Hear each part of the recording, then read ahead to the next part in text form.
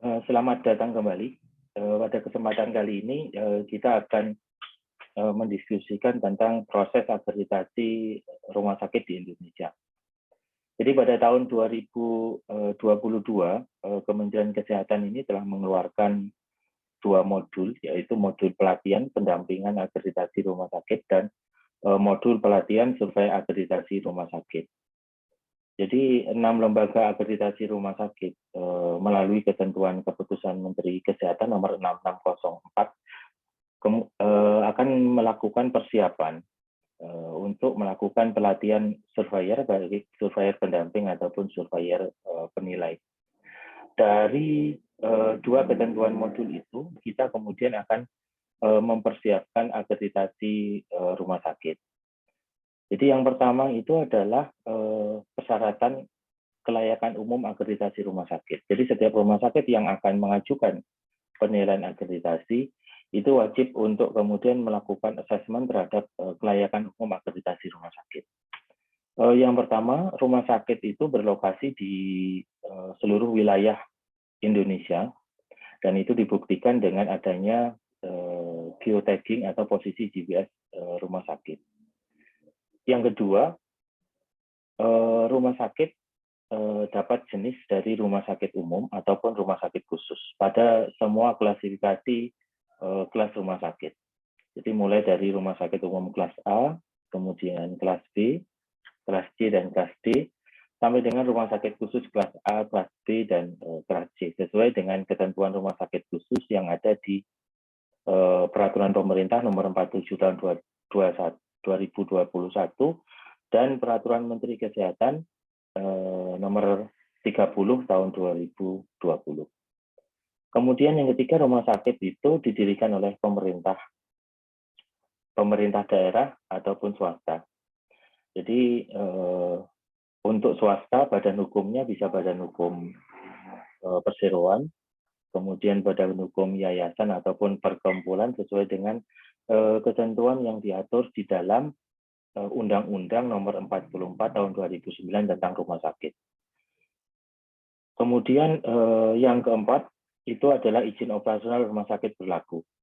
Jadi izin operasional rumah sakit apabila tidak berlaku dapat meminta keterangan dari Dinas Kesehatan sebagai pengganti izin rumah sakit.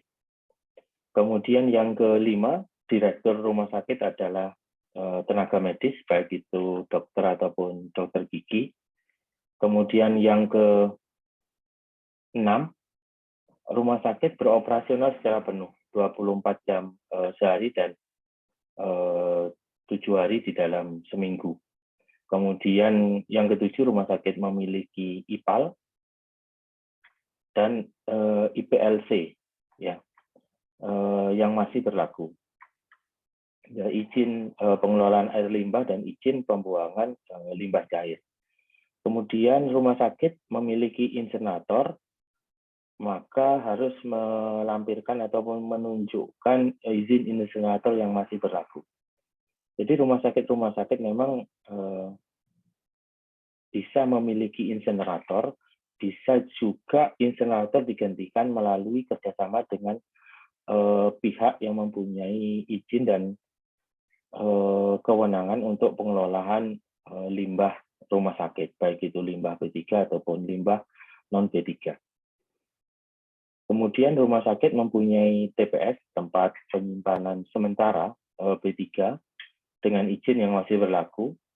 Kemudian seluruh tenaga medis rumah sakit itu mempunyai STR, surat tanda registrasi dan SIP yang masih berlaku.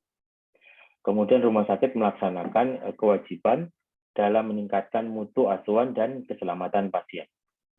Nah, setelah dilakukan asesmen kelayakan rumah sakit, maka rumah sakit itu akan dilihat ketentuan apakah memenuhi persyaratan rumah sakit.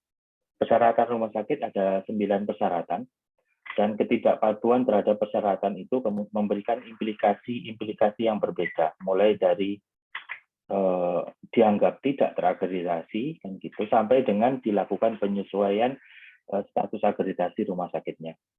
Persyaratan yang pertama itu adalah memenuhi semua persyaratan informasi dan data. Jadi persyaratan informasi dan data itu wajib disampaikan kepada lembaga independen penyelenggara akreditasi yang akan menyelenggarakan akreditasi. Jadi ada kebutuhan dokumen yang mesti harus dikirimkan sebagai persyaratan pendaftaran akreditasi. Kemudian yang kedua, memasukkan informasi yang akurat dan tidak palsu. Jadi rumah sakit harus memberikan informasi sebenar-benarnya begitu dan jujur tentang keadaan rumah sakitnya. Kemudian yang ketiga, melaporkan bila ada perubahan dari profil rumah sakit, bisa meliputi profil elektronik ataupun profil non elektronik saat mengajukan aplikasi survei akreditasi. Kemudian yang keempat, memberikan akses untuk melakukan monitoring terhadap kepatuhan standar, melakukan evaluasi mutu dan keselamatan pasien pada seluruh aspek yang ada di rumah sakit. Yang kelima itu adalah menyerahkan data hasil monitoring, baik itu dari Kementerian Kesehatan, Dinas Kesehatan Provinsi, ataupun Dinas Kesehatan Kabupaten dan Kota. Kemudian yang keenam, bersedia dilaksanakan evaluasi pada semua fase proses dari akreditasi. Yang ketujuh, bersedia bergabung dalam sistem penilaian perkembangan mutu dengan memberikan hasil pengukuran indikator mutu rumah sakit. Ada 13 indikator mutu rumah sakit yang wajib dilaporkan. Kemudian yang kedelapan, menampilkan status akreditasi dengan tepat. Kemudian program dan pelayanan sesuai dengan tingkatan dari status akreditasi. Yang 9, menyelenggarakan pelayanan pasien dalam lingkungan yang tidak memiliki resiko atau mengancam keselamatan. Nah, ketidakpatuhan terhadap persyaratan akreditasi rumah sakit ini memberikan implikasi yang berbeda. Yang pertama, persyaratan akreditasi rumah sakit yang pertama, rumah sakit akan dianggap beresiko gagal akreditasi atau penetapan akreditasinya tertunda sampai semua persyaratan akreditasi dipenuhi dan dilakukan survei terfokus. Jadi apabila tidak memenuhi ketentuan dari persyaratan akreditasi rumah sakit yang pertama, apabila itu ditemukan di awal maka disebut dengan gagal akreditasi. Namun apabila ditemukan pada saat proses akreditasi sudah dilaksanakan, maka penetapan akreditasinya akan tertunda sampai dengan semua persyaratan akreditasi dipenuhi. Untuk persyaratan akreditasi yang kedua, jika lembaga independen akreditasi rumah sakit itu meyakini bahwasanya rumah sakit memasukkan informasi yang tidak akurat atau palsu, maka rumah sakit dianggap beresiko gagal akreditasi dan kemungkinan perlu menjalani survei terfokus. Kemudian persyaratan akreditasi yang ketiga, apabila rumah sakit tidak menyampaikan perubahan profil rumah sakit, dapat berakibat tidak dilaksanakannya proses akreditasi atau dianggap gagal akreditasi atau dilaksanakan survei terfokus pada waktu yang berbeda.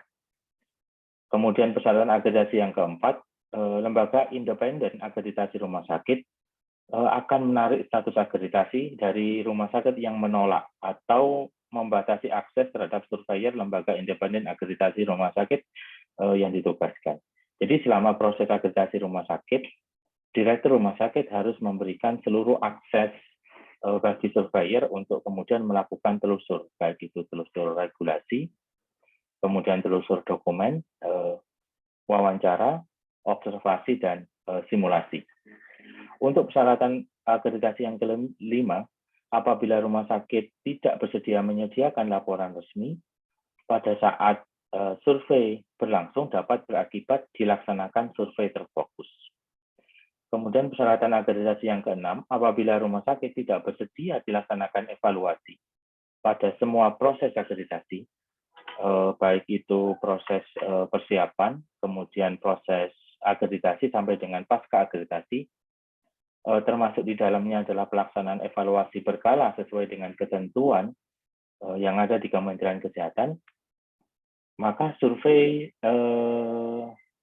remedial dan survei terfokus dapat berakibat kegagalan akreditasi.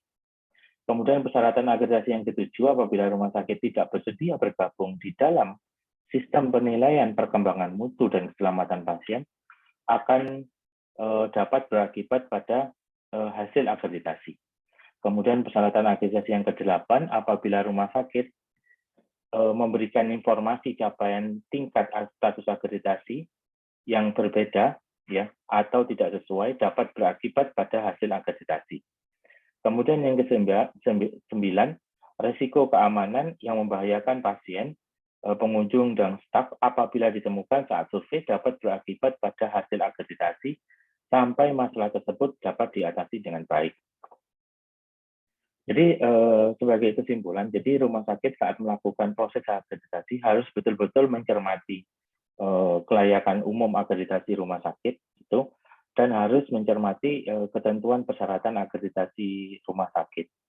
Nah, ketidakpatuhan terhadap persyaratan akreditasi rumah sakit akan kemudian berujung pada penyesuaian status akreditasi rumah sakit, dapat pula dianggap beresiko gagal akreditasi rumah sakit sampai dengan rumah sakit menjalani survei terfokus. Nah, ketentuan-ketentuan ketidakpatuhan itu nanti akan diputuskan oleh lembaga independen akreditasi rumah sakit dan akan menyampaikan hasil temuannya kepada Kementerian Kesehatan. Jadi demikian kelayakan umum akreditasi rumah sakit dan persyaratan akreditasi rumah sakit yang akan dimulai kembali pada tahun 2022. Terima kasih, semoga bermanfaat. Assalamualaikum warahmatullahi wabarakatuh.